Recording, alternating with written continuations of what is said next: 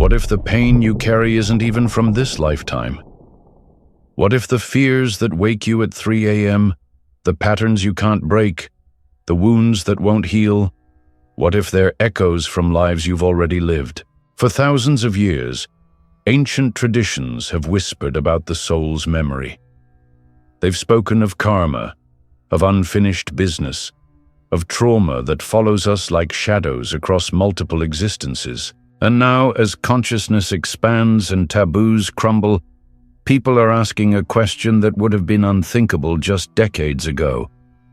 Can a simple plant help us heal wounds that span lifetimes? The answer isn't found in any medical journal or government study. It's hidden in the experiences of those brave enough to look beyond the veil, in the wisdom of indigenous shamans. It's in the growing understanding that healing sometimes requires more than what modern medicine offers. Long before psychiatrists coined terms like generational trauma, ancient cultures understood something we're only beginning to remember. The soul carries scars from every life it has lived. The Tibetan Buddhists spoke of the storehouse consciousness, a deep repository where all experiences from past lives are kept. Hindu texts describe samskaras, the mental impressions that create our patterns and behaviors across multiple births. The Egyptians believed the soul traveled through different incarnations, carrying forward both wisdom and wounds. Their papyrus scrolls describe how certain herbs and plants could help the soul remember its past journeys and heal old injuries. Even the ancient Greeks, through philosophers like Pythagoras and Plato, taught something important. They taught that the soul was eternal and that memories from previous lives could surface in dreams, visions, and altered states of consciousness. But perhaps the most interesting connection comes from the indigenous peoples of the Americas. For over 5,000 years, Native American tribes have used cannabis in sacred ceremonies, not for recreation but for healing that often involved connecting with ancestral memories and releasing trauma passed down through bloodlines. The Lakota have a saying, "The pain of the grandfather becomes the fear of the grandson." They understood that trauma doesn't just affect the individual, it ripples through time, affecting descendants both genetically and spiritually. Their medicine people often used plants, including cannabis, to help people connect with their ancestral memories and release burdens that weren't originally theirs to carry. Modern science is finally catching up to ancient wisdom. Researchers studying epigenetics have discovered that trauma can actually change our DNA, passing down stress patterns and emotional wounds to future generations. Studies of Holocaust survivors and their children show something remarkable. Extreme trauma creates genetic markers that affect how the nervous system responds to stress, sometimes for multiple generations.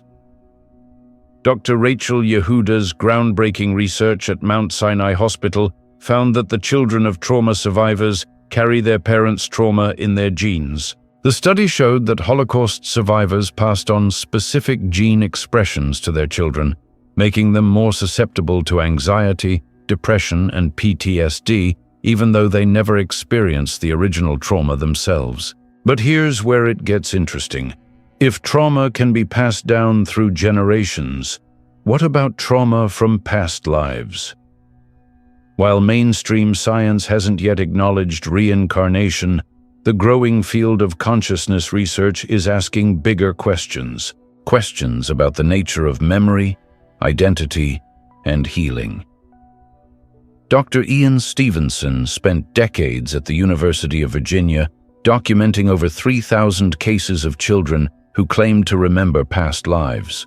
His research, published in peer-reviewed journals, showed that many of these children had birthmarks or physical ailments that corresponded to injuries from their claimed previous incarnations.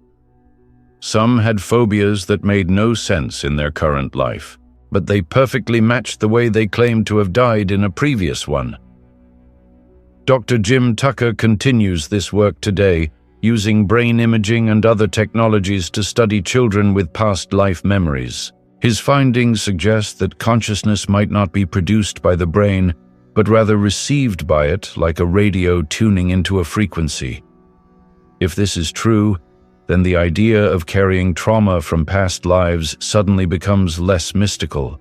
Cannabis has been humanity's spiritual companion for millennia. Archaeological evidence shows that cannabis was used in religious ceremonies in China over 4,000 years ago. The Scythians, an ancient nomadic people, burned cannabis in enclosed tents. They did this to induce visions and connect with the spirit world.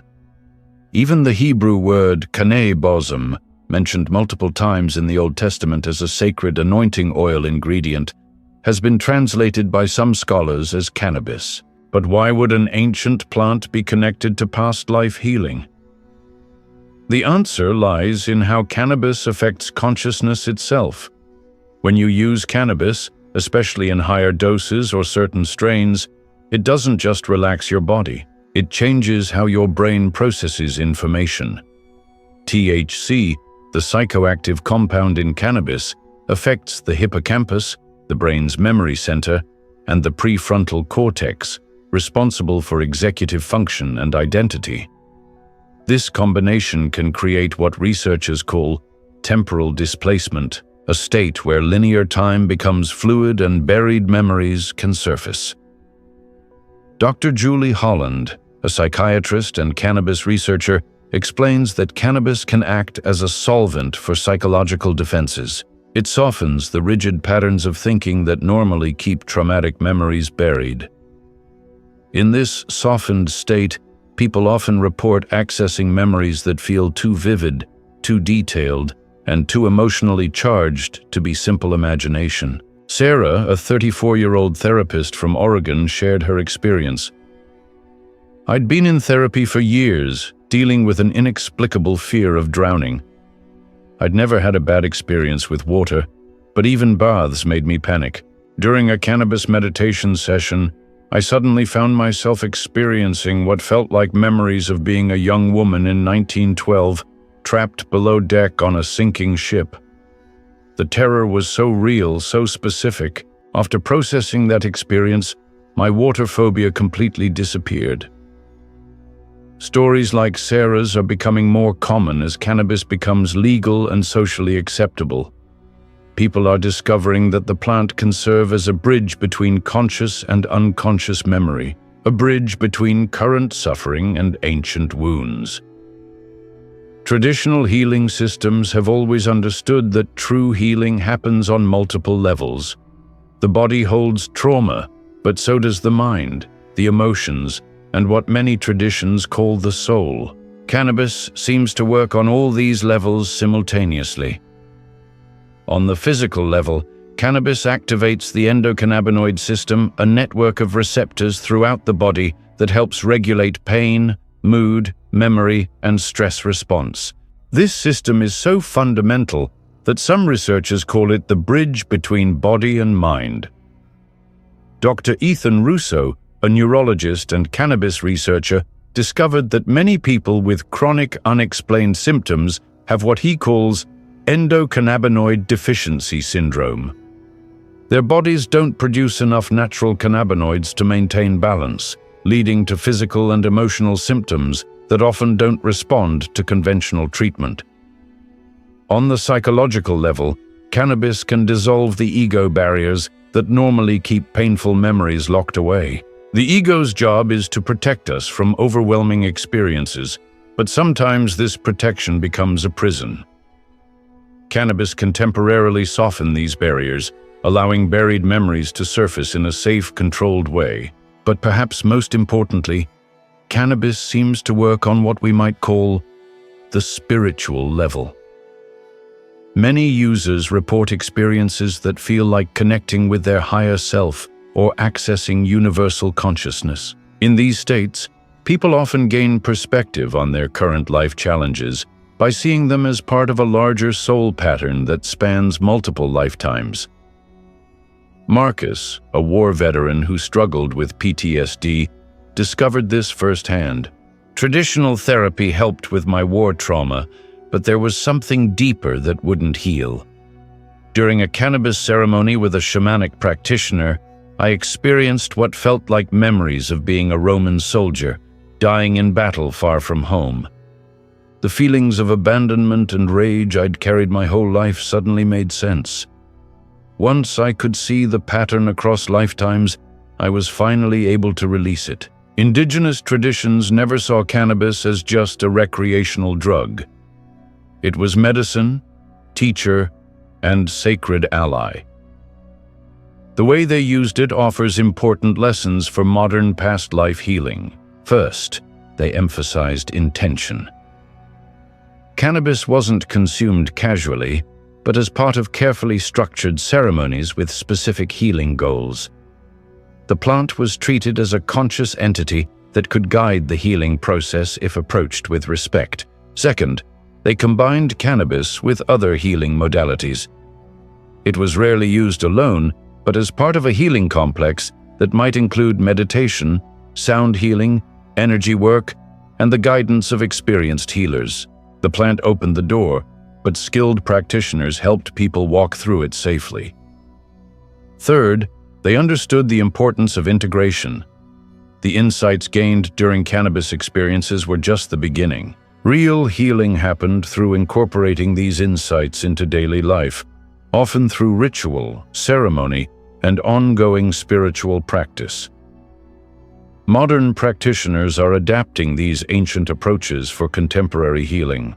Cannabis-assisted therapy is emerging as a new field, with trained therapists using the plant to help clients access and process traumatic memories, including what appear to be past life experiences. Dr. Bronner Handwerger, a psychiatrist who incorporates cannabis into his practice, explains something important.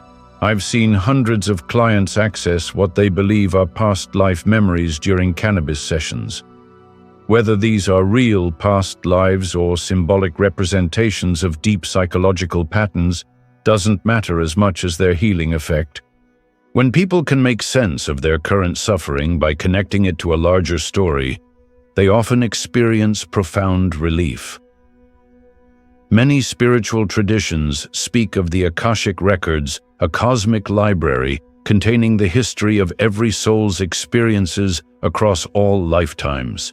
These records aren't books in some celestial library, but rather a field of consciousness that contains all information about every thought, emotion, and experience that has ever occurred.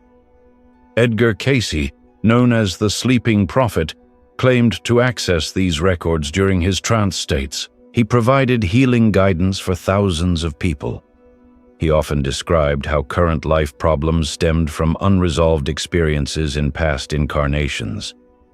Cannabis users frequently report experiences that sound remarkably similar to accessing the Akashic Records.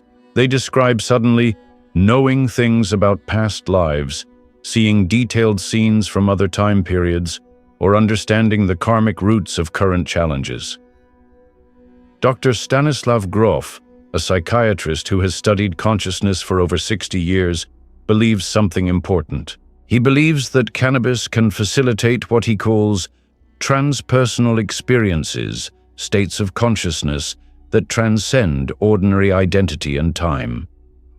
In his research with thousands of subjects, he documented countless cases of people accessing what appeared to be past life memories during altered states. The psyche is not contained within the skull, Dr. Grof explains.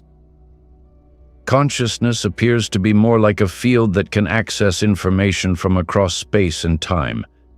Cannabis and other consciousness-changing plants seem to tune us into broader frequencies of this field.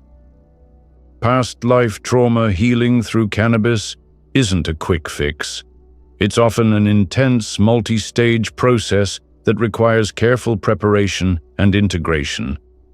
The first stage is typically recognition. During cannabis-enhanced meditation or therapy, people might suddenly experience vivid memories, emotions, or physical sensations that feel foreign to their current life.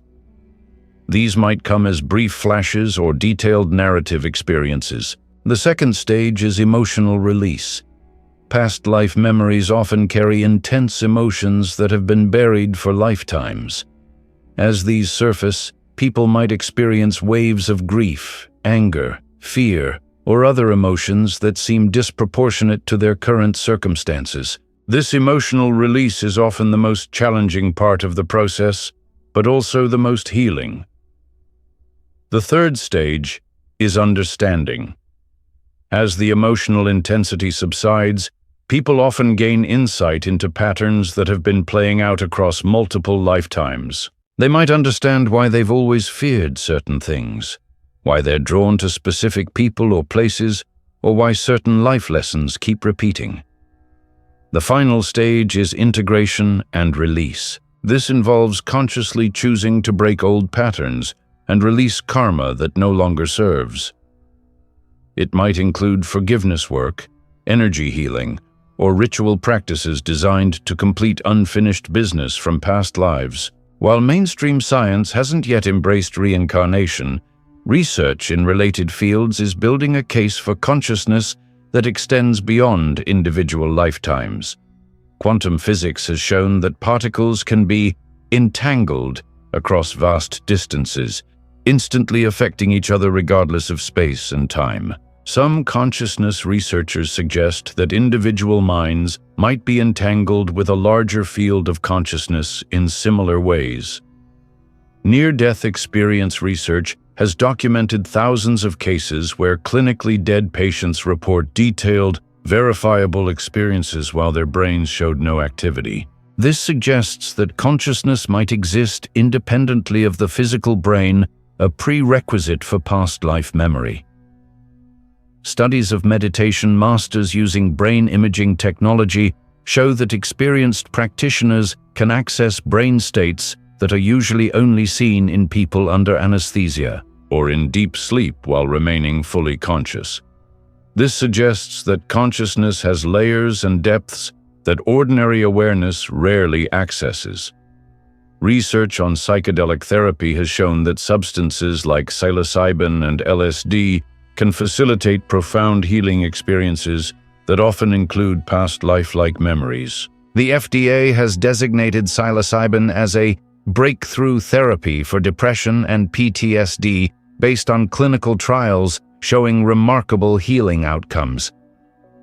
Dr. Michael Newton, a hypnotherapist who worked with over 7,000 clients, documented extensive case studies of people accessing past life memories during altered states. His book, Journey of Souls, presents compelling evidence that consciousness continues between lifetimes and carries forward both lessons and trauma.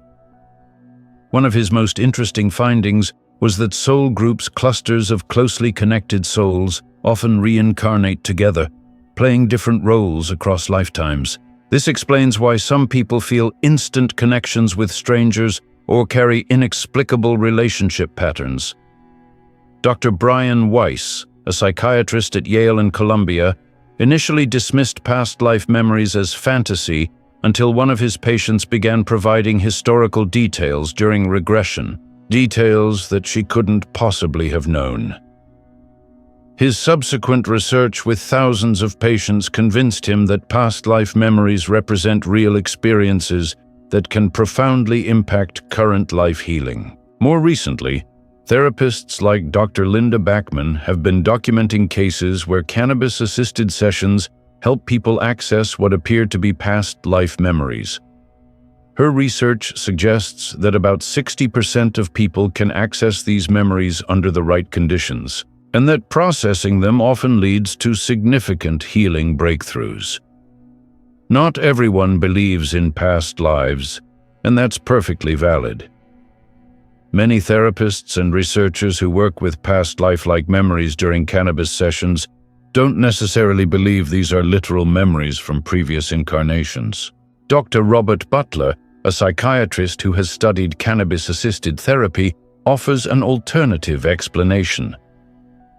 Whether these are real past life memories or symbolic representations created by the unconscious mind doesn't matter therapeutically. What matters is that they provide a framework for understanding and healing current trauma patterns. From this perspective, past life memories might be the psyche's way of creating healing narratives that help people make sense of inexplicable suffering. The human mind excels at creating stories that provide meaning and context for difficult experiences.